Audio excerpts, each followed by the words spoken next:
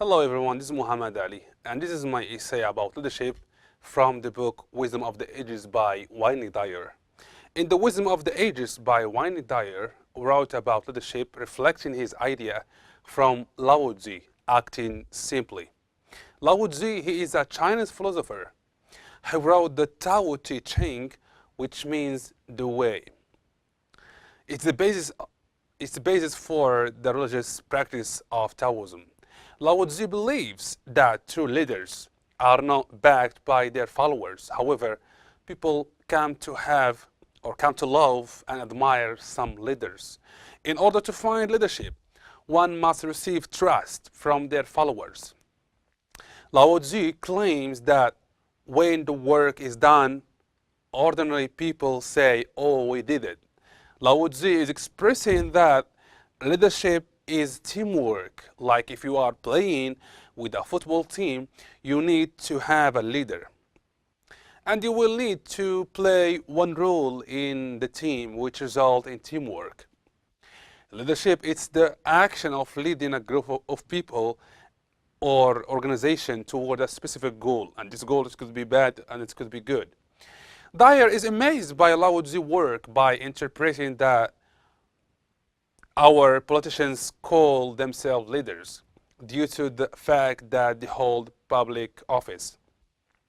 The true leaders, according to Dyer, were the artists, writers, and the musicians who have the ability to listen to their heart and express what they believe, leading others to discover a voice in themselves. And he continues saying that leaders are never addressed by a title. Carrying a title gives the responsibility because others see a leader in you. In addition to that, Dyer makes it clear that the leader needs to seek to enhance their leadership quality by being alert that your title doesn't make a leader. Rather, the qualities that you express create a leader. True leaders don't flaunt their title to satisfy their ego. True leaders will also help others to find leadership, rather than watch others struggle while they receive power and flattery. They exhibit trust to others to work with them. Creating fear is one of the weak ways to utilize leadership. A leader that uses fear tactics to get what they want from their followers doesn't deserve to lead. For example, the king of Saudi Arabia, Salman, used fear against a journalist who is a well-known refugee living in the United States, Jamal. Jamal spoke openly against the Saudi government, and when he went there, he was killed for his beliefs.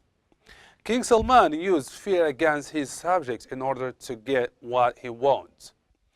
His leadership is based on fear, and people follow him in order to survive. Dyer says, true leaders, they must silence themselves and hear the populace express, yes, we created.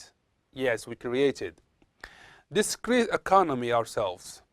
Yes, we created discrete economy ourselves. Leaders need to step back and hear people's desires instead of only making decisions for themselves. Then people will feel a part of the success. Salman never steps back in his leadership to listen to the complaints of his people. He rules over them with absolute decision and fear. Dyer concludes that leadership demands trust from others, requires self-awareness, effectiveness, and don't give in to your ego. Trust your followers in order to lead. Followers give you someone their leadership. Being in a position of leadership, one must be aware of the action that they take because they affect more people than you. Doing more doesn't mean that it's effective. Doing one important thing may be more useful than many. Lastly, one's ego can easily be hurt by failure. Never let your ego believe that one mistake will cost you everything. This is never true.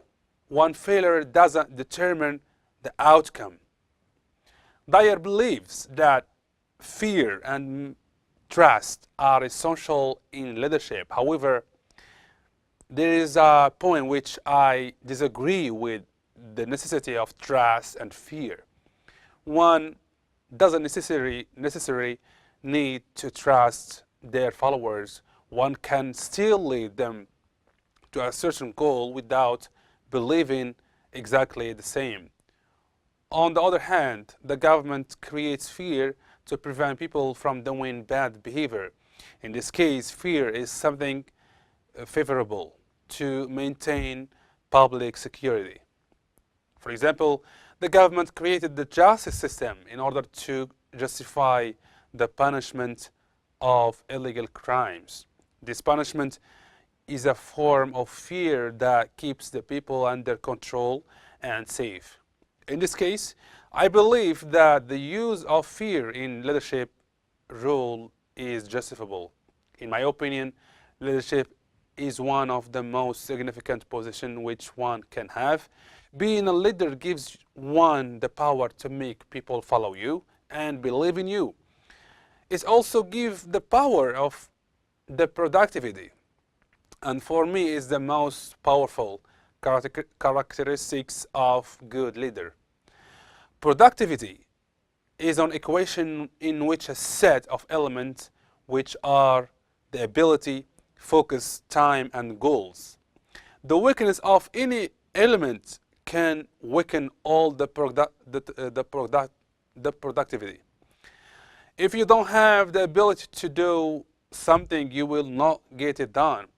One cannot create an electronic device just because he lacks the knowledge or the skills, because he lacks the ability to create it. When a person is mentally distracted, he cannot be productive. Productivity needs a clear mental focus that makes thinking clear so that the correct decision can be made. So the productivity is an equation involving the ability, concentration, and time provided to achieve a goal. Once all of these are met, one can be considered a good leader. Thank you.